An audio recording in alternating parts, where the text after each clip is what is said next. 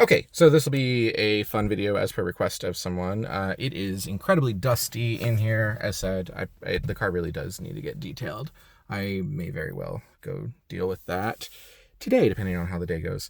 Anyway, so the request from the individual from Craigslist was that I get a video of startup and whatnot. I'm actually kind of concerned because I want to turn this on.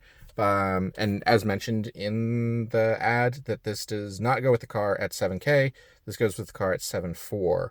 I do have the factory set up to convert it all back, so that everything's working. There is a backup camera that will stay, which is aftermarket, that will stay with the vehicle. There will be a GPS unit that goes up there that is also aftermarket, but that will stay. This will just simply convert back to the factory head unit, which will do Bluetooth for calls.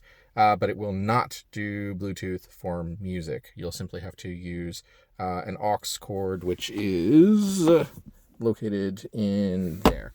So, car doesn't come with my kids' Pokemon cards either.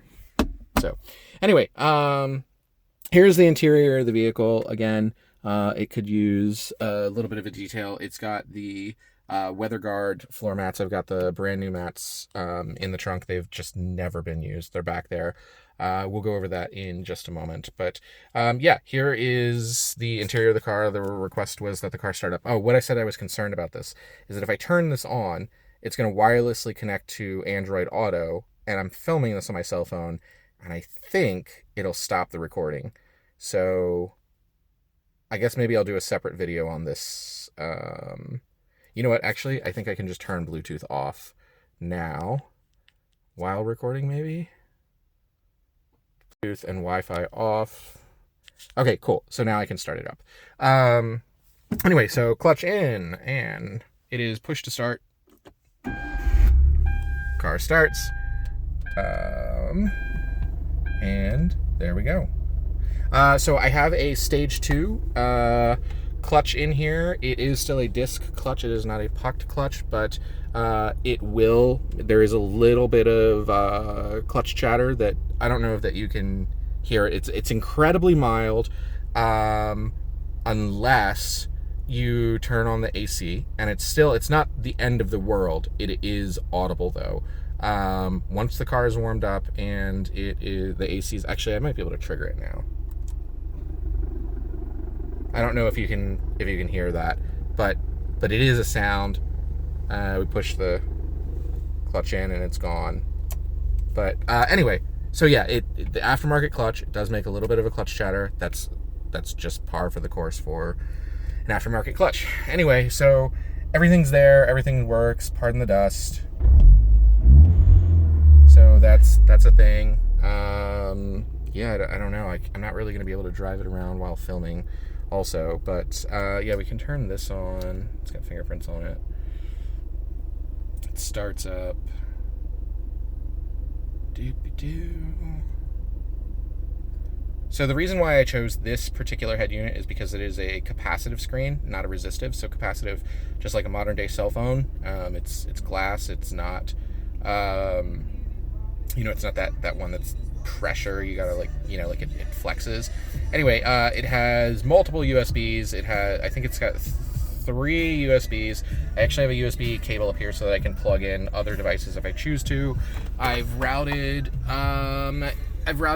this guy in here, so the cigarette lighter. There are 2 USB ports for charging devices and 2 cigarette outlets for whatever else that is that you might want to plug in, and a pile of napkins and a holster. Anyway, so yeah, we've got wireless mirroring for devices that support it. It obviously will connect to Bluetooth. We've got Apple CarPlay, which is wired and wireless. Android Auto that is wired and wireless. Again, that is supported devices. Please do your homework on that. And then all the other supports that are there. It's playing off of USB right now. We could go to Bluetooth. You can plug in an iPod, whatever the case may be. It's all there. But I wanted this head unit specifically for the capacitive screen and the wireless CarPlay and Android Auto. So yeah, there's that. Anyway, so it's pretty decent. I actually don't know what this sounds like on a phone recording, but we're on volume 10 now. And I think I actually don't know what it goes to. I wouldn't want to blow speakers to find out. Anyway, let's go ahead and turn it off, and we'll take another bit of tour around the vehicle, and I will pan around so that we can see the interior as well. So here's the inside of the car. This trim is exclusive to the track model for 2010. I've got some stuff back there. I've got a car seat. I don't really know what we're looking for as far as an interior. There's a little bit of the sideware. There's no holes or anything like that. Same deal. Sideware here, no holes. The other side, as a lot of cars will go, is in near flawless condition simply because the driver's seat wears first. So if we take out, we can back up. Let's just close the car. And here's the vehicle. We'll do a walk around. Brembo brakes, which is part of the track package. Those are aftermarket wheels. Everything's been de-Hyundai badged and Genesis badged, but it's been on there for a little bit. This is not a scratch or anything. It's just dirty. There is clear bra around contact points. It's on the hood. It's on the trunk. It's on the doors. So here are, as said, the carpets. They got a little bit of stuff on them, but they are brand new, never been used, and some stuff that I need for a team event later today. There is a mark on the car, and I'll point it out, that really bothers me, that's significant. Again, the clear bra trim along the door. And so this point right here really bothers me because someone did it in a parking lot at Fred Meyer, and there is, I said, it's oh man, I don't even know what I would compare the size of that to. It's really, really small, but it's a little bit of a scuff and a mark there. Paintless dent repair will get rid of that. Let's go into the passenger side. Again, dirty. It could be cleaned. And the seat. So actually need to get that bag. Clear bra around, some watermark, but that's fine. That'll come off with a detail. Clear bra on the front, as said. Let's pop the hood. Popping the hood. Here we have the engine bay.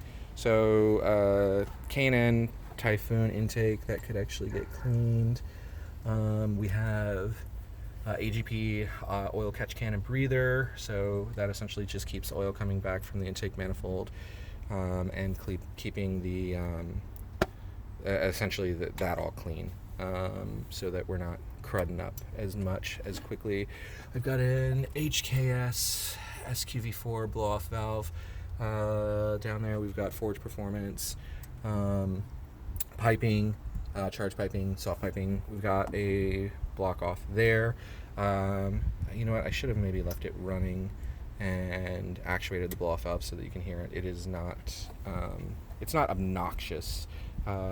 If you like the sound. It's actually great if you like the sound, but it is loud, louder than stock anyway, so there's that. Anyway, divider wall to keep hot engine air out, and here is the factory scoop that comes in for ram intake, and you'll note that it routes down into this box section. So cool. That really does need to get cleaned. Anyway, so that is really it. And then, as mentioned, I don't think I'm going to be able to show it. Yeah, I'm not going to be able to show it. But we have coilovers, and they are not made anymore. So once those are done, it's time to buy a different suspension. They're great now, but I mean, everything has a lifespan. I don't know. So yeah, I guess that's really it. I don't really know what else to talk about. Yeah, registration. That's going to be due next month, so that's something else to take into consideration. It'll totally pass DEQ. All the emissions equipment is on.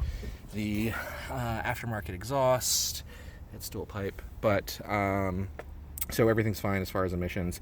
Yeah, but anyway, that's it. I guess I will post this to YouTube, and then if people have follow-up questions or anything like that, then they can ask there.